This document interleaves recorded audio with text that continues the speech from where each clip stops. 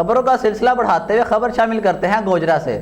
تحصیل office میں municipal committee کے registry tax میں مبینہ کرپشن بڑے دھڑلے سے جاری۔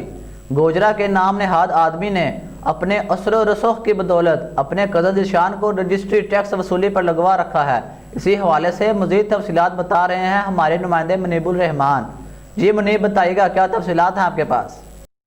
میونسپل کمیٹی گوجرا کے ملازم ذیشان نے تحصیل آفس میں رجسٹری ٹیکس میں مبینہ کرپشن کے سب ریکارڈ توڑ ڈالے۔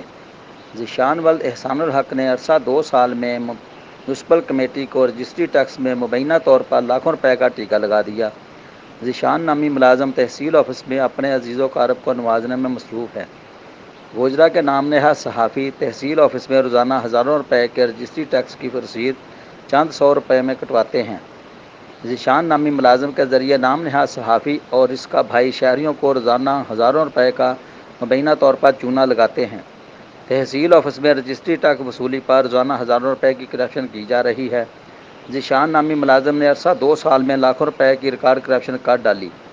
شہریوں نے کمشنر فیصل آباد سمیت تمام ارباب اختیار سے فوری کارروائی کا مطالبہ کیا ہے۔ منیب الرحمان، SM نیوز، گوجرا۔ بہت شکریہ منیب، ہمیں تفصیلات سے آگاہ کرنے کے لیے۔